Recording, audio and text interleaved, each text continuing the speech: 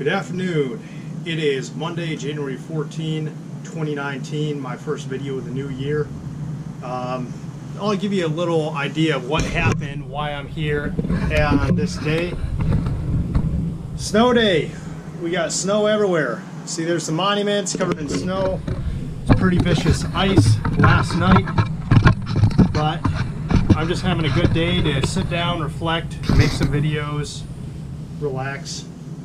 A couple topics that I want to cover here is I'll start off with a poem. Out of the night that covers me, black as a pit from pole to pole, I thank whatever gods may be for my unconquerable soul. In fell clutch of circumstance, I'm not winced or cried aloud. Under bludgeonings of chance, my head is bloodied but unbowed.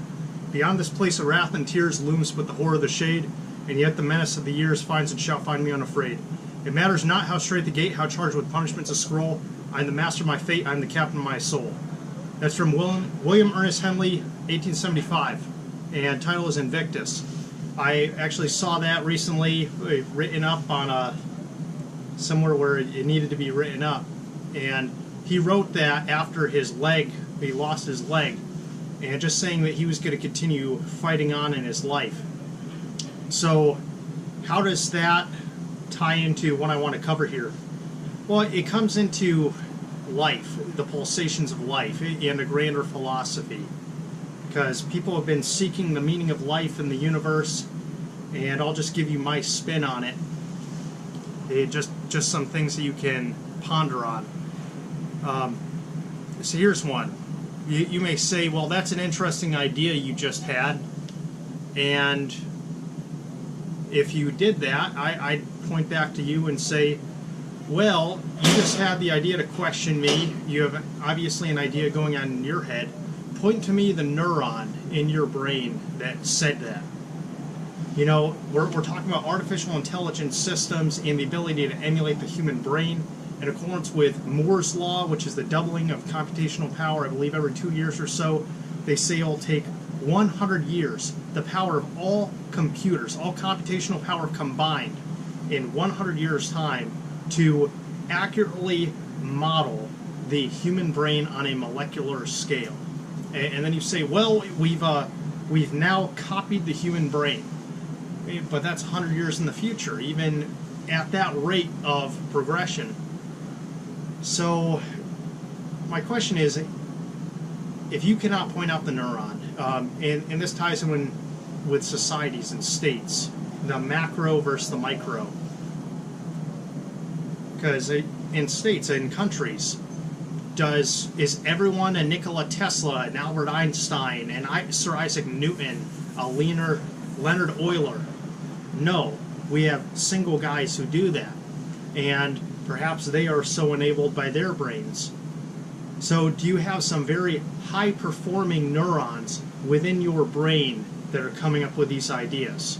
Individuals that are then tied into others and it fans out. And this goes down to the root of consciousness. If you can't point out what the neuron is, and let's say you do, at what level is the decision being made in that neuron? Is this to a code level? Is this on a molecular level, like they're believing they can do with artificial intelligence?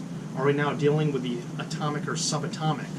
And this is where it gets intriguing. If we're on subatomic scales, and when they're showing an influence, let's say a particle of light having simultaneous faster than light influence on, at minimum, 4 billion other particles. Suppose we get to a, let's say consciousness exists down at that level, and they can see this phenomenon. I mean, that is simultaneous. This is through all things. Multiple cells, multiple bodies are witnessing, getting the pulses from this chaos. These things that have some influence. I mean, how do I develop a computer system that says if you're driving 90 degrees at a brick wall, perpendicular to a brick wall, and you're going to crash unless you turn left or right, which way does it turn? And at which level is it making that decision? And could we say that the output is purely that of chaos? So I'd say in organizational theory, you have multiple layers. Nikola Tesla very famously died in destitution. He spent the last 10 years of his life in a apartment building. His love of his life was a pigeon. He was eccentric. You have Sir Isaac Newton, famously asexual, has no known affiliation. Does that mean women are bad? No, but it means that these guys are just weird. I mean, Albert Einstein married his cousin. And Leonard Euler, I mean, he was blind, but, I'm sure we can dig up more dirt on him. Also, by the way, devoutly religious. One thing that all these guys have in common, they're at the very least agnostic, if not devoutly religious. So, tie this in a little further. These guys are all scientists and engineers. Let's say your neurons are your own scientists and engineers. Let's say they have and let's say there's a simultaneous influence through all things, what a lot of these guys have referred to as a universal ether, or what some would even call the divine. Suppose you have the scientists and engineers in their little laboratories inside your brain telling you, we have under direct observation this universal ether, this divinity. And so what they do, they come up to the next level. They come up to a management structure. They go to their peers, and they're denounced as heretics. They're denounced as, the management says, overruled. We have a better idea. And what we're looking at is a continuity of life from a base level all the way throughout. So I say, what if we do have cells that are directly observing divinity, and we are overruling ourselves because we think we know better, and we have higher structures that believe we know better?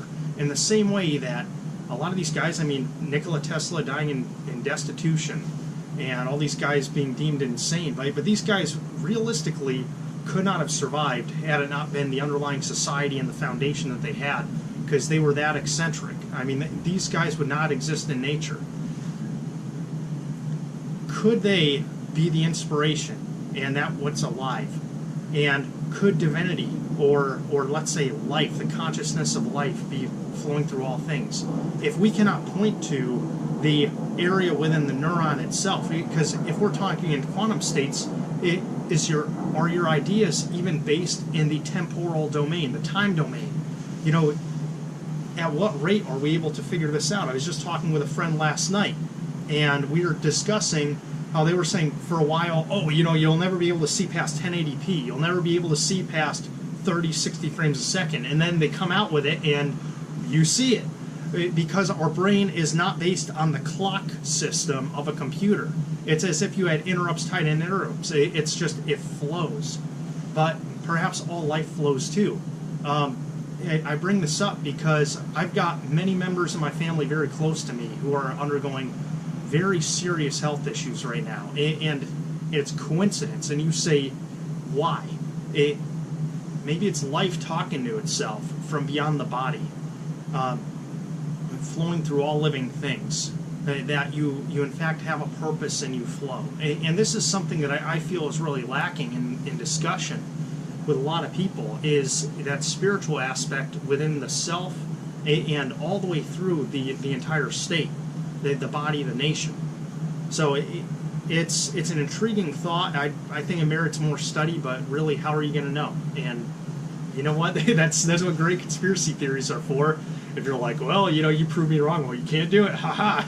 But the truth is, it's free thinking. At its core, I send the vision out, I get the pulse out, and maybe that will resonate with other bodies. Maybe I'm the one who's going to be shouted down as a heretic, who's going to be shouted down as, or overruled, you're a fool.